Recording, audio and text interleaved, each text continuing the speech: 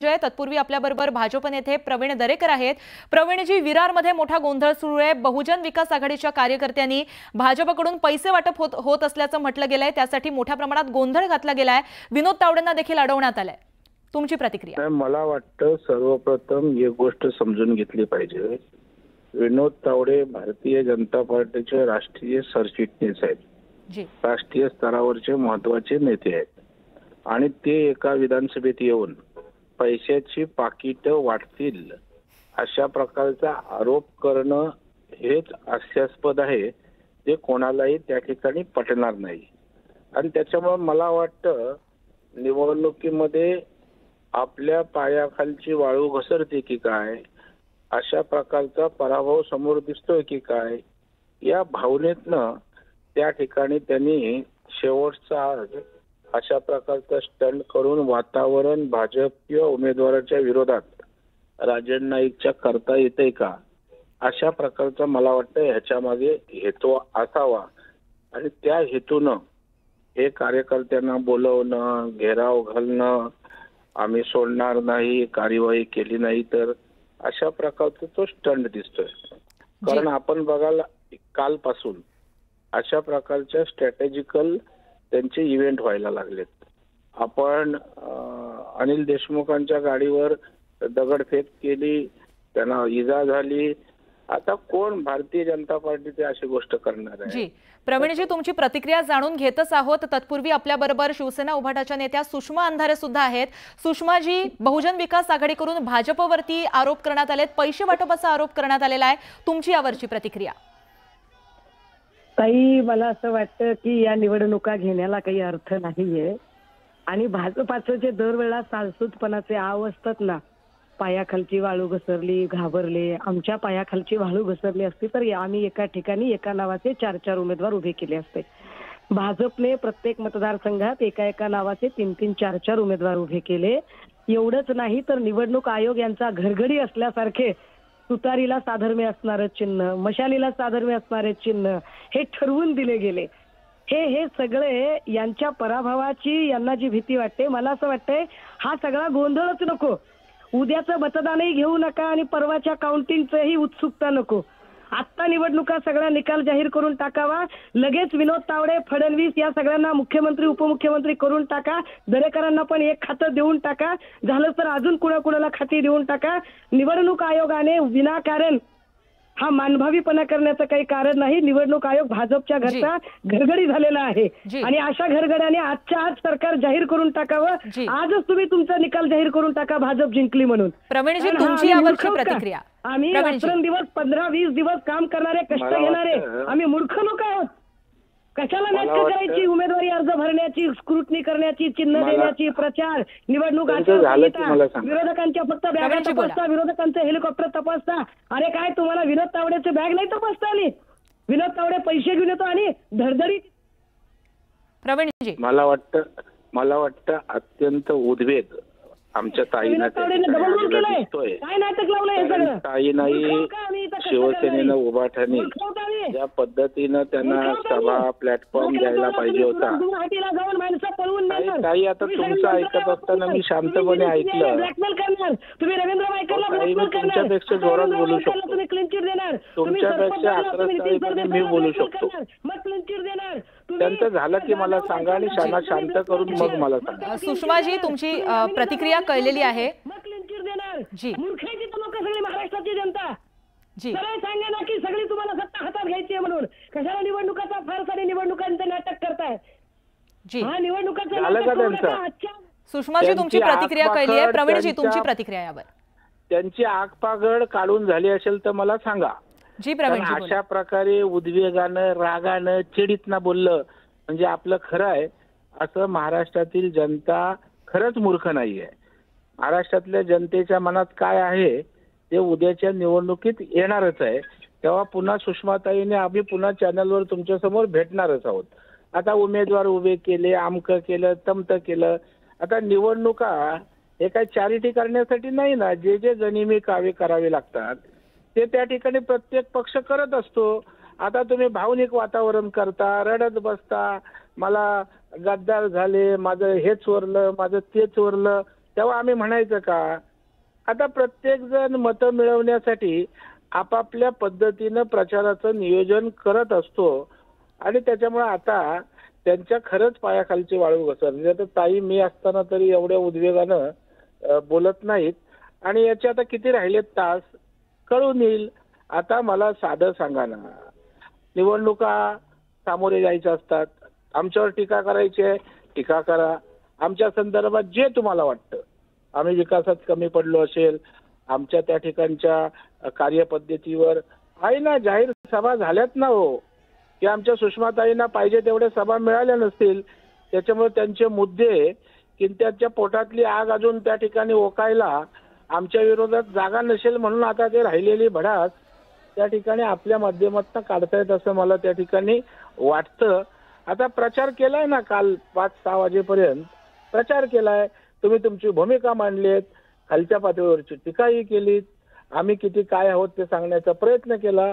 आता जनता मूर्ख नाही ना, उद्यापर्यंत वाट बघूया. आणि आता आपण आरडाओरडा करून काही एका रात्रीमध्ये काय फरक? तुम्ही सरकार जाहीर करून टाका तुमचं, आजच्या शपथ घेऊन टाका, नाहीतर तुम्ही माणसं मारून टाकाल. तुम्ही प्रयत्न केला, तुम्ही खुले करून टाकाल, तुम्ही लोकांच्या हत्याच्या सुपाऱ्या द्याल, तुम्ही दंगली अशा प्रकारचा आरडाओरडा करून आणि हत्या ओरडाओरड आक्रमकताळीपणा केला म्हणजे आपलं म्हणणं खरं आहे. असं काही महाराष्ट्रातील जनता मानणार नाहीये. कशाला काही त्रास करून घेऊ नका, सभा करू नका. आपल्याला त्रासही झाला असेल, आमच्या बहिणी तुम्ही जास्त त्रास करून घेऊ नका. तुमचे घरगडी आहेत, तुमच्या घरगड्यांना सांगा हे नेहमीच झालं जाहीर करायला.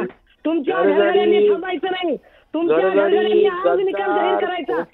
देवेंद्र फडणवीसांचा तुम्ही शपथविधी करायचा. देवेंद्र फडणवीसांचा हे झालं ना, आता नेहमी पाठांतर झालंय महाराष्ट्रातल्या जनतेला. फडणवीसांचा शपथविधी करा.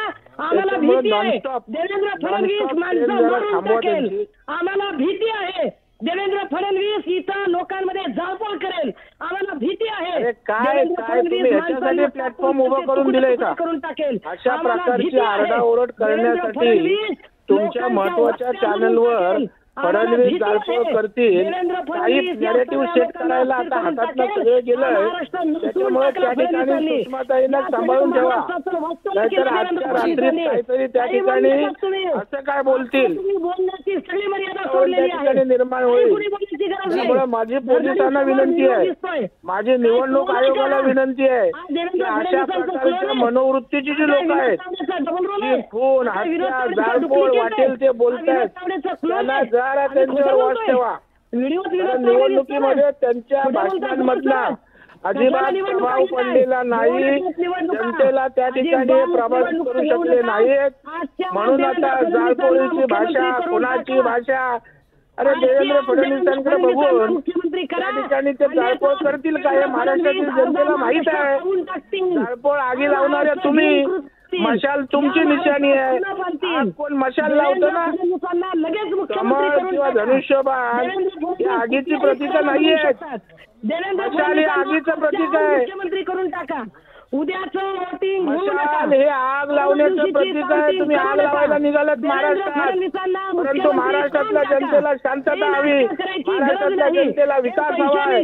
त्याच्यामुळे तुमच्या मशालीने जी आग लावण्याचं स्वप्न बघताय, तुमच्या महाराष्ट्रामध्ये अजिबात त्या ठिकाणी शक्य होणार नाही. हे त्या ठिकाणी आमच्या अंधारेताईंनी लक्षात घ्यावं आणि थोडं जरा हळू शांततेत बोलावं अशी माझी त्यांना हात जोडून विनंती. 10-5 नेत्यांची इथं खून पाडतील. देवेंद्र फडणवीस पैशांचा पाऊस करतील. देवेंद्र फडणवीस लोकांचा जीव घेतील. आजची आज देवेंद्र फडणवीस तुम्ही याच्यासाठीच तुम्ही प्लॅटफॉर्म दिलंय का त्यांचा आरोप करायला? घेऊन टाका देवेंद्र फडणवीस. माझ्या चॅनलला विचारणं आहे, मी अशा प्रकारचा वाटेल तो आरोप करेन. शेवटचा दिवस आहे. अशा प्रकारची बेताल वक्तव्य, बेताल आरोप सुषमाजी आपण एक प्रतिक्रिया ऐकूया. मोठ्या प्रमाणात गोंधळ त्याच्यामुळे निर्माण होतोय. प्रवीणजी तुम्ही बोलत होता. वातावरण खराब करण्यासाठी चॅनलवर आम्हाला बोलवलेले आहे का? खून करणार, जाळपोळ करणार, देवेंद्र फडणवीस आग लावणार, अशा प्रकारची प्रक्षोभक वक्तव्य. माझी तर विनंती राहील निवडणूक आयोगाने याची दखल घ्यावी, सुषमा अंधारेंच्या वक्तव्याची. आणि त्या ठिकाणी पोलिसांनी दखल घ्यावी आणि याच्यामध्ये वातावरण पेटवण्याचा, प्रक्षोभक वातावरण करण्याचा प्रयत्न असेल तर तशा प्रकारचा गुन्हा दाखल करावा अशी माझी मागणी आहे. जी सुषमाजी, देवेंद्र फडणवीसांचा आज शपथविधी झाला पाहिजे. भाजपचं सरकार जाहीर करून टाका. सगळ्या स्वायत्त यंत्रणा यांच्या घरघरी जाहीर करून टाका. एक पाशा पटेल गलिच्छ भाषेत बोलतो, त्याला 1000 रुपये दंड देतात. 1000 रुपये दंड हलकटपणा करतात. निवडणुकीच्या अगोदर शपथविधी घेता येत नाही. निवडणुकीच्या अगोदर शपथविधी घेता येत नाही. ताई जरा लोकशाहीत आपण समजून घ्या. निवडणुका होऊ द्या, आमदार येऊ द्या, नक्कीच आमची लोक शपथ घेणार आहेत. काही काळजी करू नका. शपथविधी करा. आज देवेंद्र फडणवीसांचा शपथविधी करा. ज्या देवेंद्र फडणवीसांनी महाराष्ट्र एवढा नासून टाकला, किमान महाराष्ट्रातली काही लोक जगतील. इथं मराठ्यांची जाळपोळ करून टाकली. मला वाटतं सुषमाताईंसारखे जे वक्तव्य करणारी लोक आहेत त्यांना आवर घातला पाहिजे. हिंदू मुस्लिमांच्या माध्यमातून काही साध्य आग लावायला मशालीला जमलं नाही, म्हणून शेवटचा प्रयत्न जो त्या ठिकाणी अनिल देशमुखला झाला, जो त्या ठिकाणी वसईला होतोय, आता सुषमा अंधारे सारख्या चॅनलच्या माध्यमातून आग ओकण्याचा प्रयत्न करतायत. मला वाटतं निवडणूक आयोगानं अशा प्रकारच्या गोष्टी होत आहेत का हे आयोग आणि पोलीस खात्याने बारकाईने लक्ष ठेवून त्याचं आकलन केलं पाहिजे अशी माझी विनंती. तुम्ही जाती जातीत भांडणं लावणारे लोक आहात. तुम्ही अख्खा महाराष्ट्रात भाषण करायला कमी संधी मिळालेली आहे, म्हणून ताई एक छोटंसं भाषण करून टाका. शपथविधी करायचा. माझी अँकरना विनंती आहे, त्यांना एक 5 मिनिटाचं भाषण करायला द्या. तुम्ही जाती 5 मिनिटाचं भाषण करायला द्या, म्हणजे महाराष्ट्रात त्यांना जे काही करायचं होतं. सुषमाजी, तुमची प्रतिक्रिया कळते, तुमचे मुद्दे पटतायत, मात्र दोघंही एकत्र बोलल्यामुळे मोठ्या प्रमाणात तुमच्या एक प्रतिक्रिया ज्या आहेत ती प्रेक्षकांपर्यंत पोहोचत नाहीये. दंगली घडवणारे लोक आहात तुम्ही. बोलायला द्या ना. तुम्ही पण आपलं चाललंय त्यांचं बोलणं त्यांचं करू द्या, माझं बोलणं मला करू द्या. सुषमाजी, आपण प्रवीणजींची सुद्धा प्रतिक्रिया ऐकूया. अशी चर्चा असते का? तुमचं सरकार नाही आलं तर महाराष्ट्र सुखाने राहू द्यायचा असेल तर देवेंद्र फडणवीस. सुषमाजी तुमची प्रतिक्रिया ऐकून घेणार आहोत. प्रवीणजी तुमचीही प्रतिक्रिया ऐकून घेतोय.